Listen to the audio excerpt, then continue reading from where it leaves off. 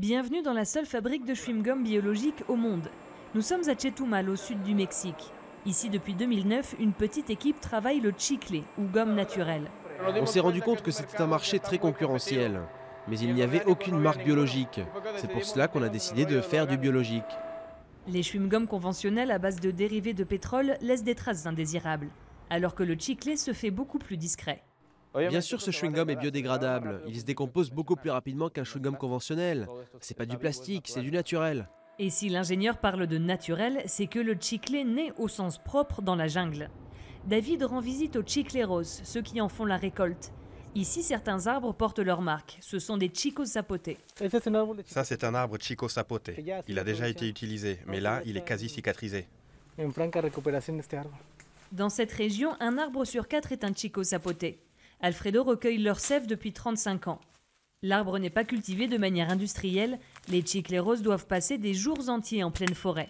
Chaque arbre leur donne entre 2 et 5 litres de résine. En l'entaillant, j'ai pu voir qu'il donne assez de sève. Et la sève, comme vous pouvez le voir, est fluide. Elle n'est pas trop épaisse. Alfredo monte presque jusqu'à la cime pour entailler l'écorce. Ensuite, ce chico zapoté aura la paix pendant environ 7 ans, le temps qu'il lui faudra pour cicatriser. Après la récolte, direction le campement, où Alfredo cuit la sève pendant 3 heures. Avec ce jerrycan, il pourra gagner environ 50 €, le prix de 2 ou 3 jours de travail. Mais les bons arbres sont de moins en moins faciles à trouver. Maintenant, ils exploitent beaucoup le bois par ici. Et ça nous affecte directement, car ils abattent les grands arbres, ceux qui produisent le plus de sève. Le mode de fabrication du chicle n'a pas changé depuis des siècles. On dit que les Mayas le mâchaient pour calmer le stress. C'est de là que vient ce travail, de nos ancêtres mayas.